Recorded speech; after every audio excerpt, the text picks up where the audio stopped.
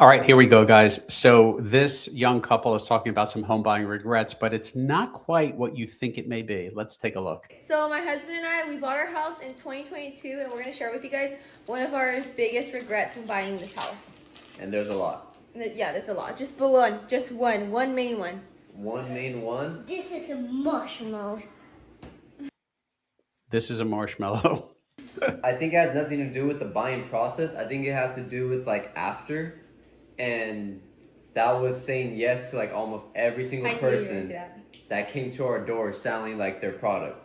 That was like the worst thing ever, and I honestly regret every single purchase. Honestly, So how much in debt did you get because of that? over $10,000 just from people knocking on our door selling product, and we were almost in debt like another $3,000 on top of it for certain cameras. And I'm happy that we did not go through with it because I honestly just regret every single thing. Honestly. Very interesting. So, they're talking about people knocking on their doors, right? When you purchase a home, a lot of people don't realize this, it becomes public record. So, your name, your address, and how much you paid is put in public records. And there are a lot of companies that look at that.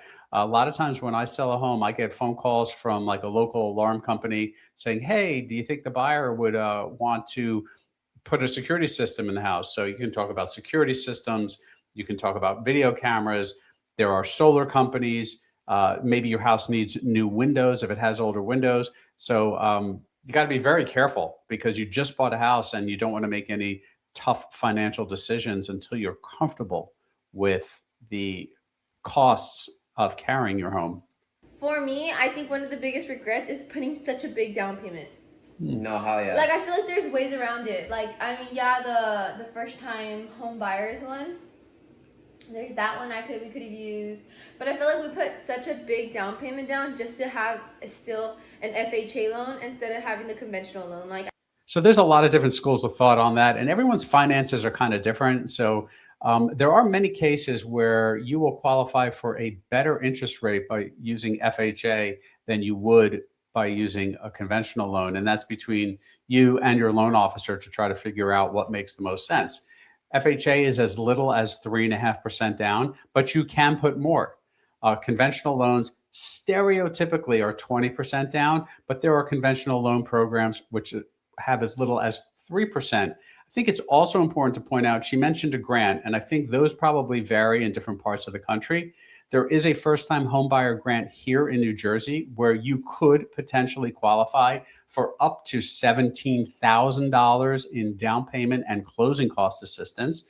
But there are some variables there. You obviously have to be able to qualify. The interest rate might be a little different. And something to keep in mind too is the program, at least the way it's structured in New Jersey, basically says that you have to keep the house at least 5 years. So if in year 4 you want or need to sell, you have to pay that back and it's not prorated.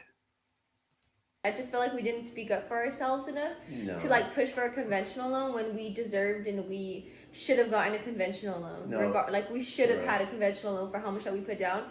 So yeah, I think that. And Depends. another one, oh well, basically what comes with that is like not having a realtor that like speaks up for you.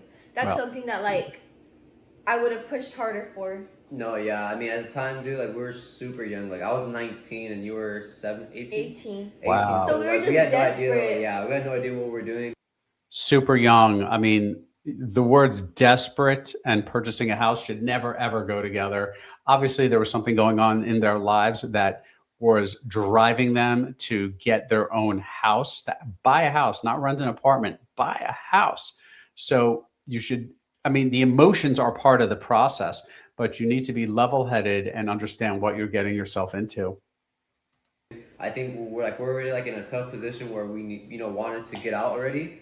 So we just wanted the house as fast as we could. Yeah. So it was like really like We just did whatever to get a house, but yeah. I regret not like waiting like 2 more months when we could have put nothing down. no, for sure. And yeah. had saved so much No, yeah. thousands, tens of thousands of dollars. Yeah. But anyways, yeah. So those are our biggest regrets. Let us know if you guys have any questions, and we'll answer back with our own experience, of course. Say bye. Interesting stuff here. So, I mean, I think their regrets are quite different than some of the other videos that we've seen before. Just you have to be careful when you're buying a house. It is emotional, but you have to keep your wits about you. And I would suggest I would wait at least 6 months, really 12 months before making any other big financial decisions, because you have to see how your finances are going to play out when you have your new home. If you like this video, please take a second to like this video, subscribe to our channel, and comment below. We'll see you on the next one.